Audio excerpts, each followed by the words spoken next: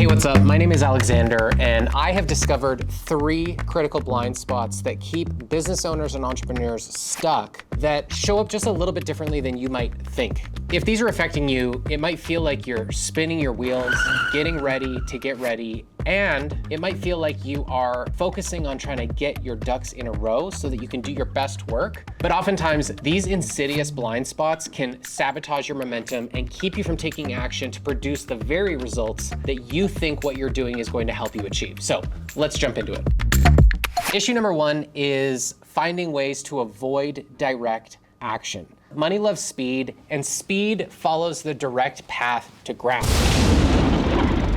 Just like lightning, energy wants to move as quickly as possible from one place to another, and you may be wasting a bunch of time and energy trying to organize data, or get your ducks in a row, or write an email script, or figure out the perfect words that you should say on an outbound sales call instead of getting into action and getting the reps done that are going to help you solve the very problems you think you need to have handled up front. Most small business owners end up in this trap one way or another. They're trying to get it right. They're trying to look outwards for guidance. Like, my clients will get on calls with me and they will ask me questions like, Alexander, what do you think the best words are that I should say when I call my client? Or what do you think the perfect email script would be if I'm reaching out to my new leads? Or how about your thoughts on this landing page headline? Like, what do you think is going to convert best? And as much as I love helping my clients and having the opportunity to voice my opinion, the reality is I'm not the person answering the phone call, and I'm not the person reading the copy on the landing page, and I'm not the person who's ultimately going to be the one who clicks the link or answers the phone or has the conversation with you.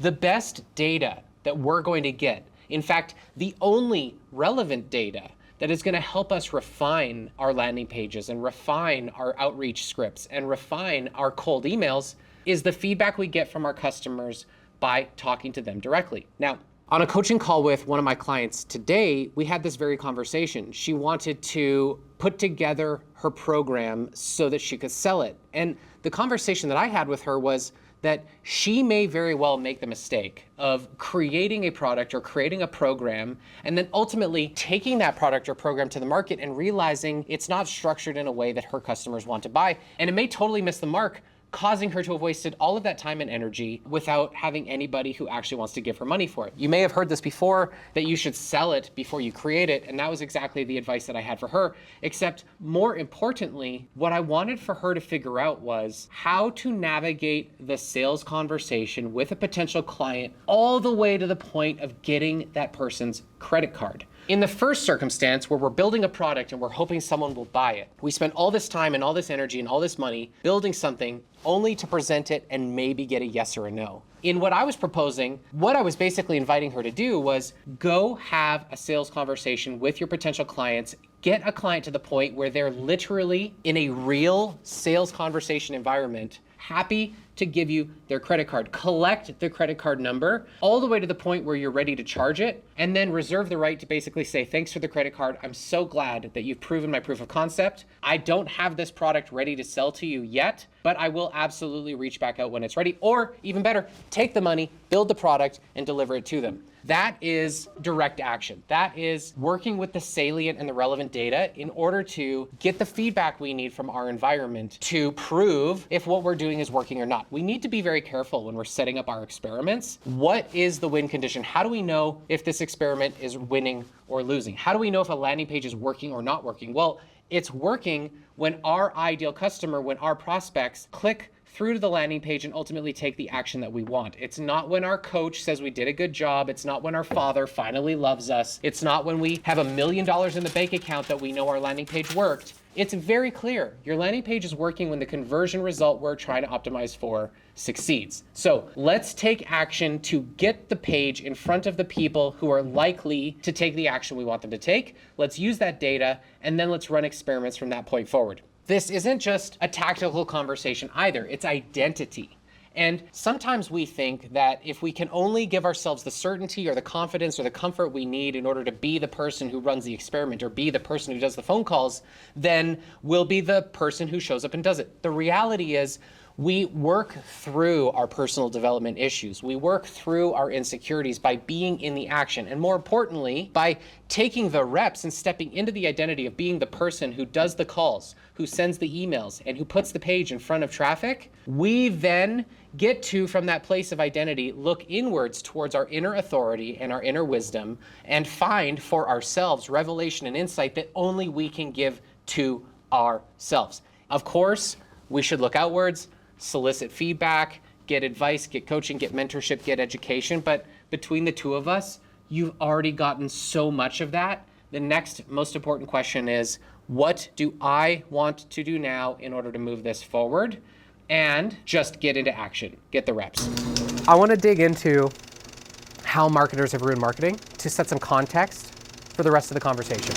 That leads us to issue number 2. I think that the online marketing and coaching industries and a bunch of service industries are totally broken. We've been gaslighting each other, and we've been gaslit by service providers into abdicating our responsibility as entrepreneurs to other people to make decisions and to execute on tactics and strategies without the appropriate oversight necessary to make sure they're successful. And you've experienced this firsthand. You have hired agencies and consultants, you've hired coaches, and I guarantee you that you and dozens of people or hundreds of people just like you watching this video have had the experience that the person you hired didn't deliver you the outcome that you were hoping for. And yet we persist. Of course, on one hand, it's appropriate and it's responsible and objectively it's desirable to delegate lower priority actions to other people inside our organization, consultants, employees, whatever they may be, in order for us to scale. In fact, the number one constraint on our ability to grow our businesses is our ability to delegate and scale decision making. The problem is, and I want to invite you into this consideration, that most entrepreneurs are not delegating. They are, in fact, abdicating. They're abdicating the responsibility for deciding what it is that we want, for deciding what's right for us, for deciding what is going to work for our client, our prospects, and us as the business owner and entrepreneur and the leader of the business that we're building. And there's this very slippery edge that happens that sounds like, I know I should delegate my marketing, but along with delegating my marketing, I'm also going to abdicate the core capability that I want in my business of being able to enroll my ideal customer into wanting to buy by deeply understanding them, by creating organizational wisdom about what drives them, by deeply considering our customer avatar and their emotional sentiment and capturing their voice, and then leveraging high quality team to deploy that organizational capability and the knowledge and the wisdom that we're developing and that we're owning as the entrepreneur and business owner to create the results that we want by clearly building business plans, by laying out a strategy, by structuring projects and delegating tasks and working as a team to produce the result. There's a difference between the energy of that, and I hope to God I can find someone who runs an agency who can wheelbarrow money into my backyard so that I can just go do my magic trick and I can really have a blind eye or not really need to focus on this thing that inside deeply I know I'm avoiding. And it's interesting because on one hand, what I'm saying is the thing that you're avoiding is the thing that you need to own. On the other hand, I often teach my clients and I share as much as I possibly can with the people in my life who I love and with all of you that each of us has a responsibility to fill our day with high priorities. So how do we reconcile the thing we're avoiding, which is a growth edge, but possibly also low priority activities we don't want to be doing, with the responsibility as a business owner to focus on high value activities and not take on low priority that's going to lower our self-worth and depreciate our focus and keep us from being creative. Like, these are opposite ideas. The reality is there are high value activities that we absolutely want to be in ownership of that we may also be considering to be low value or something that we want to delegate. And we need to figure out as business owners how to frame our narrative, frame our perspective, and create belief systems and identities for ourselves that sound a lot like, I am the one. who is responsible for this business, and I am the one that is going to drive the vision and make decisions from a place of my inner voice, the voice on the inside that I'm working diligently to make more powerful and to hear more clearly than all of the voices on the outside, while simultaneously delegating responsibly activities to others that I'm a no to in order to scale my company and remain focused on the mission and the vision and the purpose of why I started this business to begin with.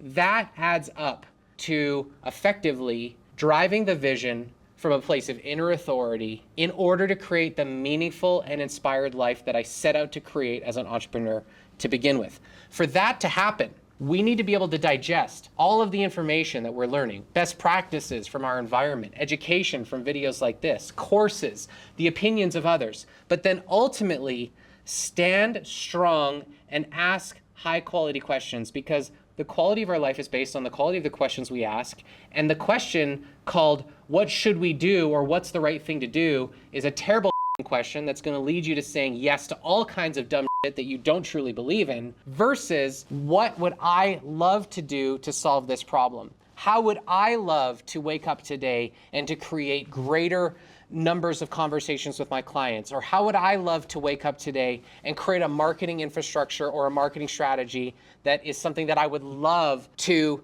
invest my time, my energy, my money, and my team into? The quality of that question is so much more empowering in terms of our ability to say yes to the right things and no to the wrong things. So this issue started with one of the issues being that noise creates a lack of direction. And a quote by the Cheshire Cat actually is that, for the man who does not know where he is going, all roads will lead him there.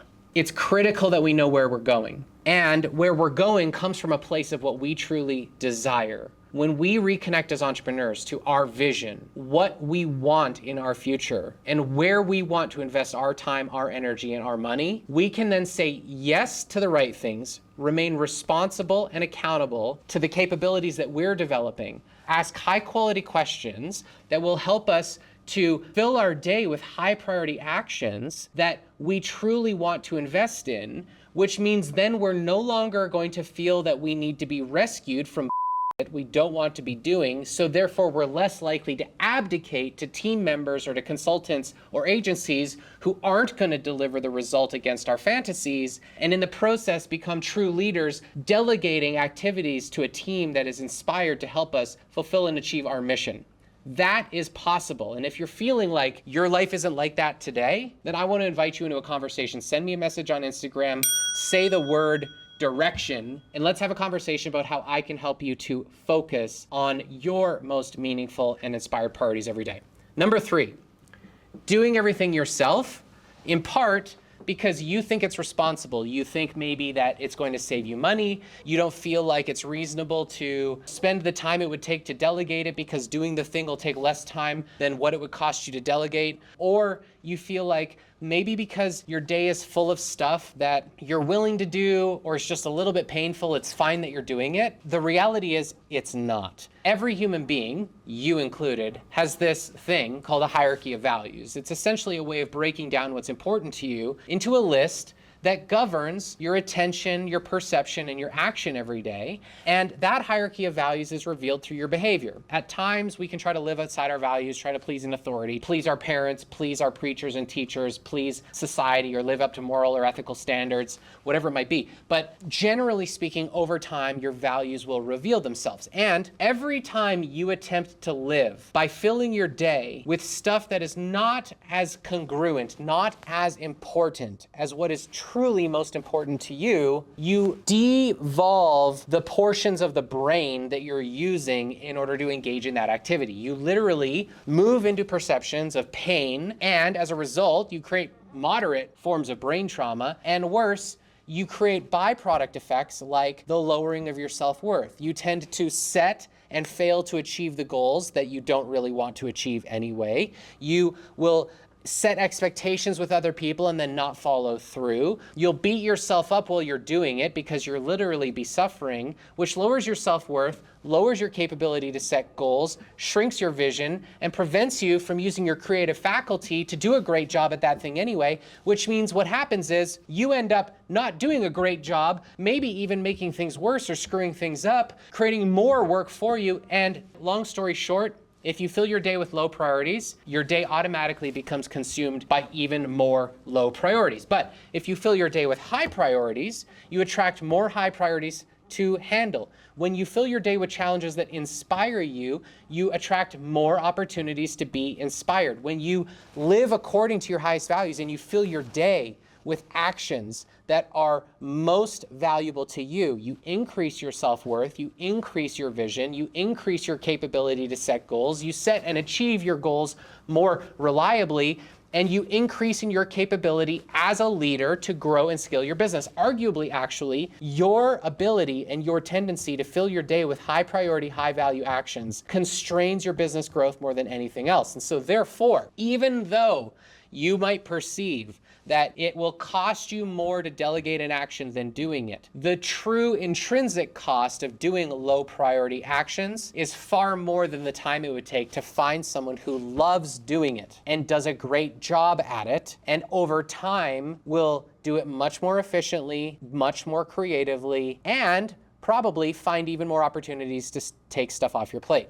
One of my clients on a coaching call last week brought up that they had to deploy a bunch of advertising tests in the Meta ads platform. They were running Facebook ads, and she was like, I have to update my campaigns and I need to set up my new creative experiments, and it has to be done. I don't really feel like doing it. And when I pushed on her, I was like, why are you doing this thing that you clearly don't want to do? And her response was, which is a very common response, well, it has to be done, and because I'm a business owner and I'm willing to chew glass in order to make sure that my business moves forward, I'm the one who has to do it. And also, I can't really afford a full-time person to do it. I can't really afford to hire an agency to do it. You know, between the cost of having someone else do it and me just doing it, it's just less expensive for me to do it. I disagree for all of the reasons I've already shared. And so I pushed on it a little bit. Like, are you sure? Like, how many hours total do you think it's ultimately going to take to manage these Facebook ads?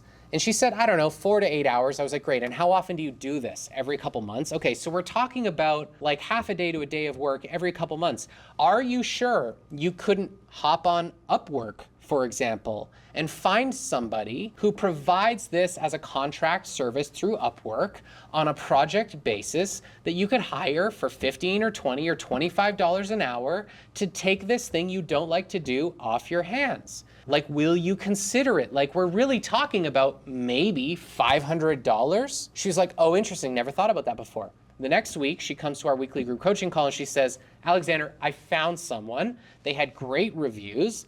They've done the work for me. And actually, I'm not even really needing to engage with them. They're doing a great job. And I didn't even believe that was possible because I was running the story that I'm the one who has to do it because reason. Here's the thing. Underneath all of this, there's a meta frame. There's a belief under this, which sounds a lot like, in order to get to what I want to do, I need to first do these things that I don't want to do. And no matter what, if that belief is true for you, you will never escape it. There will always be something that you have to do for you to get to the things that you want to do. And if we expand that further, there's things that you have to be, things that you have to do, and things that you have to have between you and the things that you truly want or love to be, do, and have. And that belief, this story, is entirely a creation that you have the capability to transform.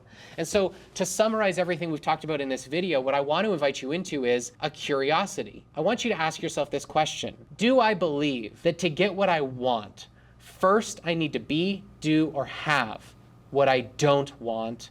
Do I believe that the way to succeed, the way to create a meaningful, fulfilling, inspired life, which is why you set out to become an entrepreneur to begin with, I must first literally suffer as if I'm paying a toll to a troll under a bridge. And probably that troll is your dad or your mom or whoever you feel like you weren't living up to and who wanted you to suffer because, hey, when they were growing up, they suffered in order to get what they wanted. They had to suffer through shit, by golly. So should you. And also, who the are you to create a meaningful, fulfilling, and inspired life where you're handsomely paid to get to do what you love? Who are you to produce that result? And you know what? My opinion is actually, you deserve that.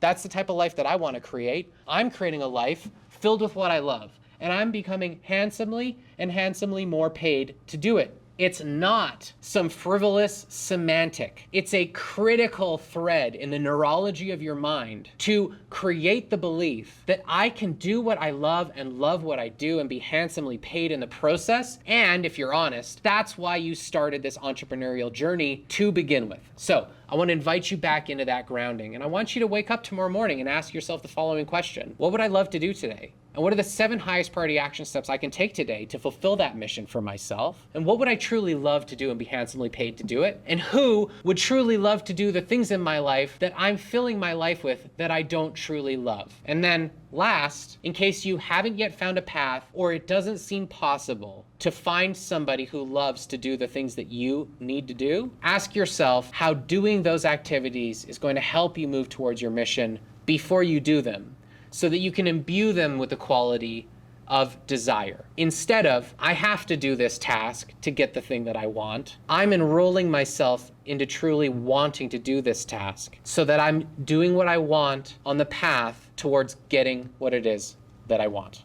So you're not stuck because you're broken or unqualified. You're stuck because of your beliefs. You're stuck because of a story you've created yourself that probably sounds like what I want is on the other side of something that I don't. And you can refine how you manage your energy and your attention. You can shift the questions that you're asking each and every day. You can take command of your narratives and your stories. And in fact, that's what's necessary to live into the identity of powerful creator and to really step into the life that you truly desire. So if this hits home, we've built a space for business owners just like you where you can explore this work, you can find the next right step, and you can plug into tools that are going to help you move forward in your entrepreneurial journey. So we'll update that regularly. There's all kinds of ways to engage. I've got trainings and events and opportunities for you to participate in my world coming up. Click the link in the description on this video to learn more. And if you learned something, again, go back, find me on Instagram, Alexander W. Ford, and send me the word